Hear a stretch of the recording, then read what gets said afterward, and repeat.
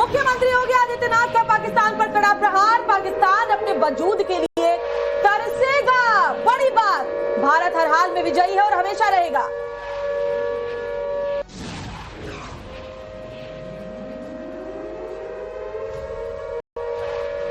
तो बड़ी खबर, पाकिस्तान अपने वजूद के लिए तरसेगा, यानी पाकिस्तान का वजूद मिट जाएगा।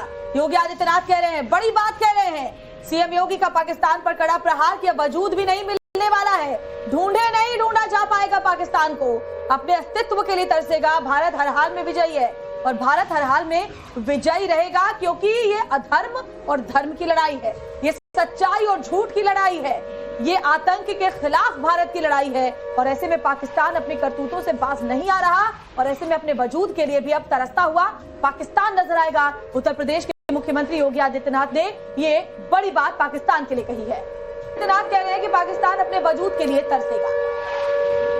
उन्होंने पहला युद्ध लड़ा था,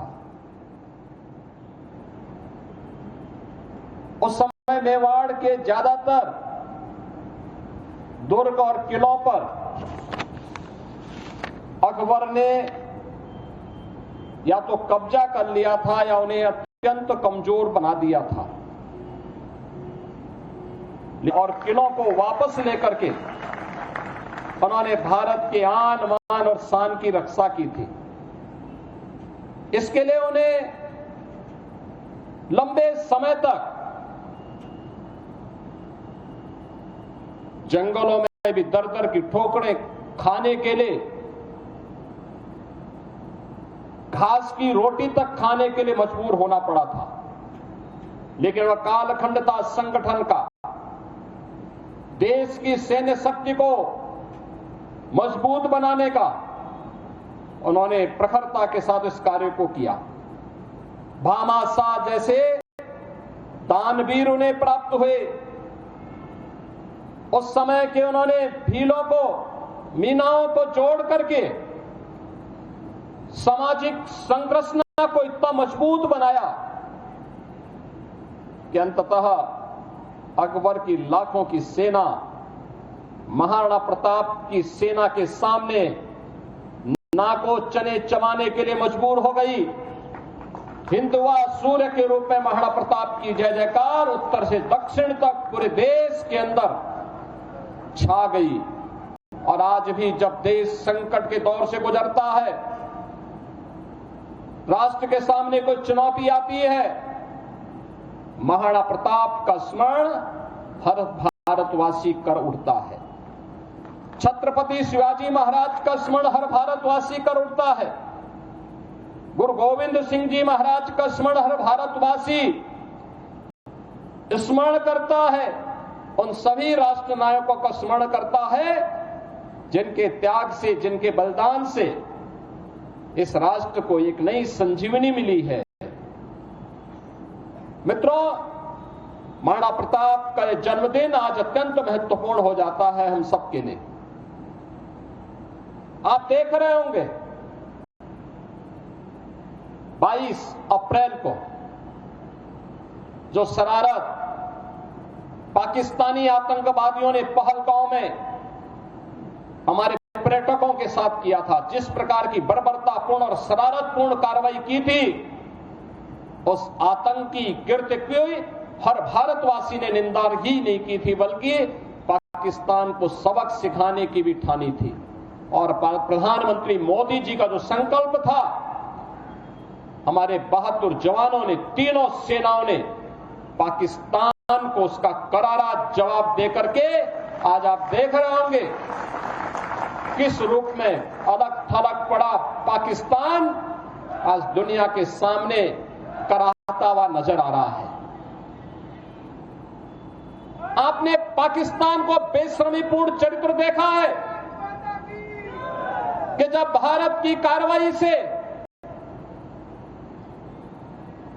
आतंकवादी मारे गए, उन आतंकवादियों के जनाजे में पाकिस्तान के शीर्ष सैन्य अधिकारियों की उपस्थिति,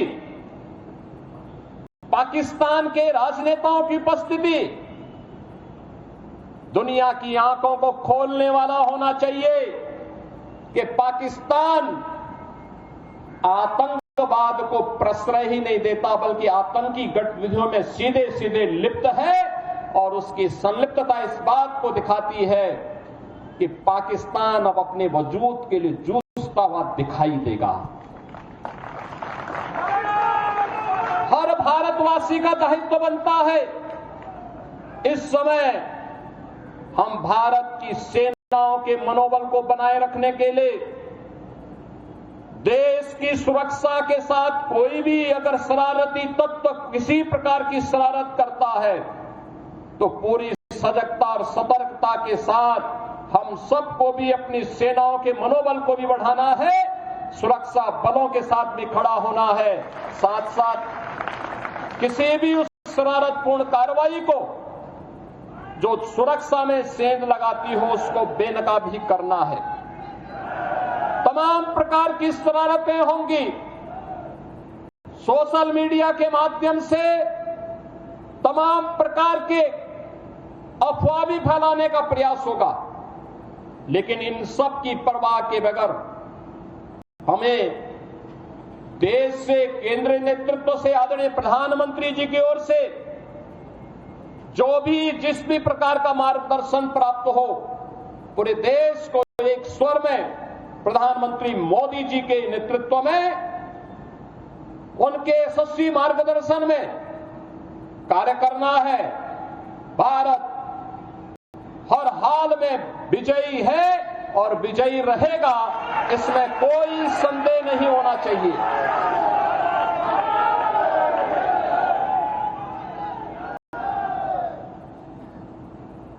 बहनों और भाइयों, महाराणा प्रताप की जयंती हम सबको एक नई प्रेरणा प्रदान कर रही है। हर भारतवासी इस चुनौतीपूर्ण समय में भारतीय सेना के साथ उनके मनोबल को, सैन्य अधिकारियों और पूरी सैनिकों के साथ कदम से कदम मिलाकर के सहयोग करने के लिए तत्पर होगा। इस विश्वास के साथ मैं धन्यवाद दूंगा विधानसभा के माननीय सदस्य श्री राकेश प्रताप सिंह जी को, जिन्होंने संकल्प लिया कि चौराहे का सुंदरीकरण हो, मूर्ति को गरिमा और गौरव के साथ, यहां पर सम्मान के साथ इस मूर्ति के रखरखाव की व्यवस्था की जा सके। मैं धन्यवाद दूंगा विधान परिषद के माननीय सदस्य श्री मानवेंद्र सिंह जी को, जिन्होंने अपनी निधि से यहां पर इस चौराहे के इस द्वार का निर्माण करवाने में अपना योगदान दिया है। मित्रों, मुझे याद है 1998 में इस चौराहे पर मूर्ति की स्थापना का प्रस्ताव, उस समय स्वर्गीय बाबूजी कल्याण सिंह जी मुख्यमंत्री थे और तब प्रस्ताव मैंने ही दिया था, मैं सांसद था। 3 मूर्तियां हम लोगों ने बनाई थी उस समय, संस्कृति विभाग से महाराणा प्रताप की, एक मूर्ति लखनऊ के चौराहे के लिए, एक गोरखपुर के लिए और एक प्रयागराज के लिए, और तीनों स्थानों पर श्री नरेंद्र कुमार सिंह गौर उस समय संस्कृति मंत्री के रूप में कार्य कर रहे थे। उन्होंने, डॉक्टर गौर जी ने इन तीनों मूर्तियों के लिए सहमति दी। मूर्तियों की स्थापना का कार्यक्रम हुआ। मैं स्वयं भी उस कार्यक्रम में यहां उस समय मौजूद था, जब कल्याण सिंह जी के कर कमलों से इस कार्यक्रम को यहां पे संपन्न कराया गया था। और गोरखपुर में भी भव्य मूर्ति आज के रक्षा मंत्री और उस समय के भारतीय जनता पार्टी के अध्यक्ष माननीय श्री राजनाथ सिंह जी के कर कमलों से हम लोगों ने उस मूर्ति का गोरखपुर में स्थापना का कार्यक्रम संपन्न किया था। और मुझे प्रसन्नता है कि आज सुंदरीकरण के कार्यक्रम के साथ मुझे फिर इस कार्यक्रम के साथ जुड़ने का अवसर प्राप्त हुआ है। इस चौराहे को आगे से हम लोग महाराणा प्रताप चौराहे के रूप में ही जानेंगे। इस विश्वास के साथ मैं एक बार फिर से पूरे प्रदेश वासियों की ओर से देश की 72 बहादुर सेनाओं के मनोबल को बढ़ाने के लिए हर उत्तर प्रदेश वासी देश के साथ प्रधानमंत्री मोदी जी के यशस्वी नेतृत्व में पूरी मजबूती के साथ खड़ा होगा। इसके साथ ही देश की सेनाओं की हर कार्रवाई का, जो देश की रक्षा के लिए की जा रही कार्रवाई के लिए भी पूरा उत्तर प्रदेश पूरी मजबूती